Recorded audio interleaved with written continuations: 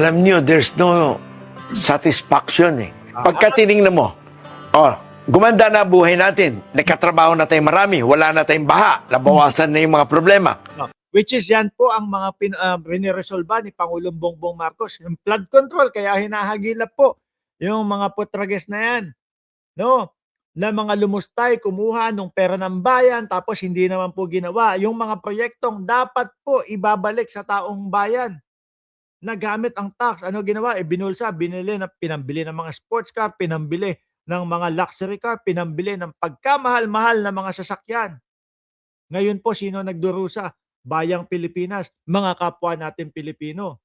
No, kaya nga po, ito inilalabas ni Pangulong Bongbong Marcos yung mga korap para mapanagot ho. 'Di ba? Kasabay nung pagpapaayos pa din nung mga iniwanan nila na mga hindi naayos po. Lahat 'yan nangyari sa panahon ni dating Pangulong Duterte.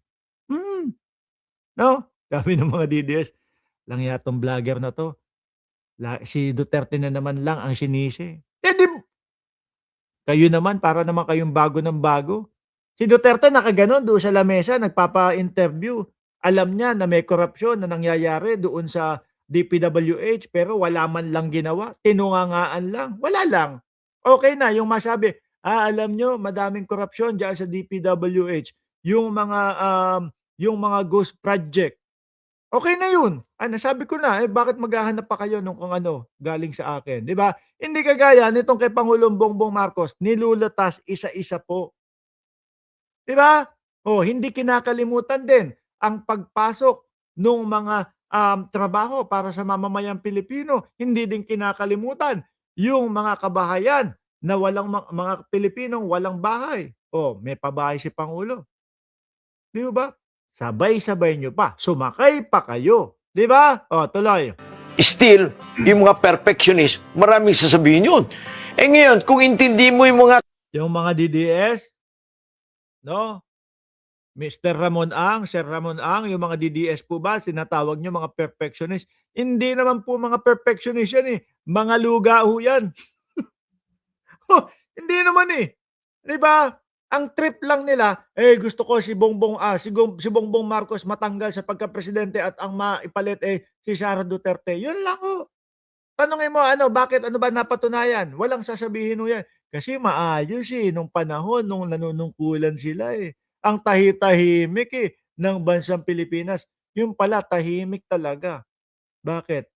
Nagkalat yung tukhang, Nagka nagka nagkalat yung mga, maliliit nating mga kababayan, 'no? Tsugi, 'di po ba? Pinatahimik.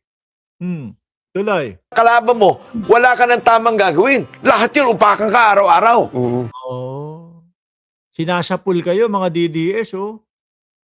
No, kayo yung tinutukoy diyan, wala nang iba, 'di ba? At si Pangulong Bongbong Marcos yung mismong sinasabi niya na, pinaganda mo na, inayos mo na yung buhay ng mga Pilipino, pero yung mga grabe, natawag pa kayong perfectionist, mga luga lang kayo.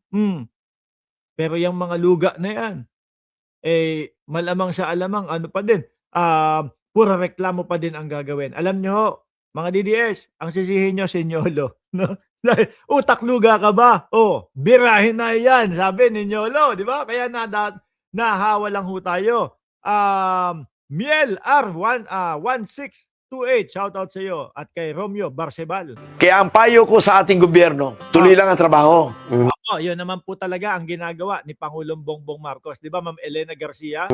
Huwag niyo intindihin yung mga batikos o maraming mga comment na alanganin kasi kaya naman sila nagko-comment, wala silang magawa sa buhay Wala, paano ho? Ano gagawin nun? Nakakulong doon sa dahig. Yung mga anak, ano gagawin sa buhay nun? Di paulit-ulit lang po, bring him home, bring him home. Tama nga, no? Si Ramon Ang, kaya lang comment ng comment kasi walang magawa sa buhay. Gustong mabalik yung kapangyarihan sa kanila. Kaya sirain natin si Bongbong Marcos.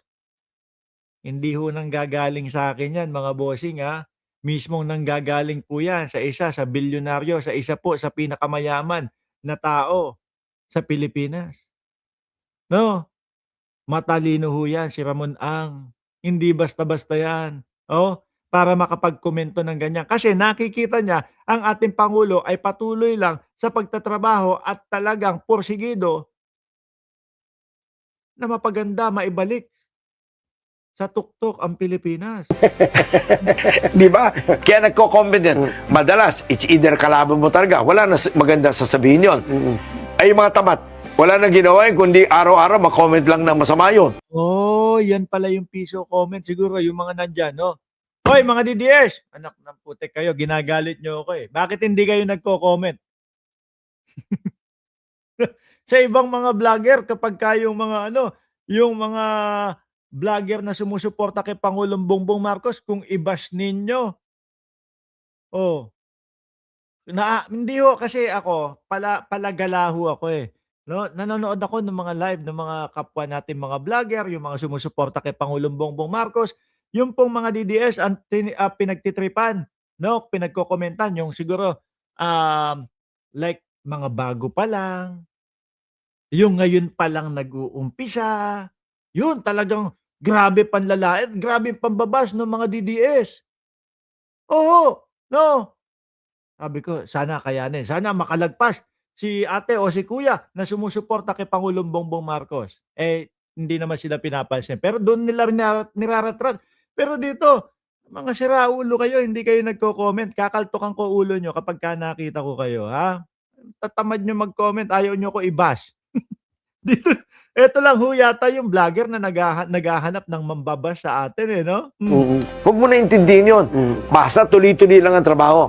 Ang payo ko sa mga kababayan natin, be patient. Filipino are very patient. And Filipino are very intelligent. Ah, Naintindihan nyo naman kung paninira o totoo. oo naman. Hindi naman po lahat DDS eh. 'Di ba? Sabi ni Dediolito Jesus, shout out from watching from Oriental Mindoro. Hindi Sir Ramon hindi naman po lahat DDS, no? Kami po dito na sumusuporta kay Pangulo, yung mga kakamping, marunong naman po kaming magbasa, marunong naman po kaming umintindi. Hindi po kami kagaya ng mga DDS na ang dali-daling mauto. Putik na yan. Sasabihin, no, may yung isang, ewan ko kung sino, ano pangalan nung yung hinalungkat ni Maharlika. Meron akong USB, ilalabas ko na, no? Pagdating ng tamang panahon, 2 taon na ho, hindi pa linalabas galing sa pukikay niya. Hindi pa nilalabas yung USB eh.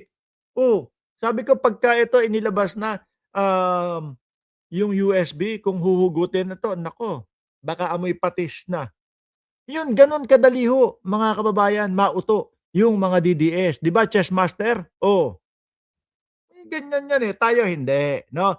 Magaling tayong kumilatis kung inuuto ba tayo o hindi. Oh, yun na lang. Pag naintindihan nyo naman, pagtiyagaan nyo at pagtiisan nyo ng konti, gaganda ang buhay natin lalo. Paganda na ng paganda ito. Nakita nyo, bilyonaryo yan.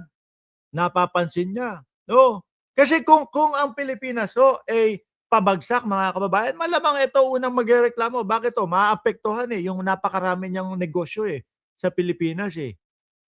Malamang yan ang unang mag-aaklas, pero ano po, hindi. Dahil marunong siya, nakikita niya yung unti-unting pag-unlad ng Pilipinas, sorry, 'di ba? Oh, nakasuporta siya kay Pangulong Bongbong Marcos, mga bossing. Oh, 'di ba gano'n lang ho kasimple 'yon?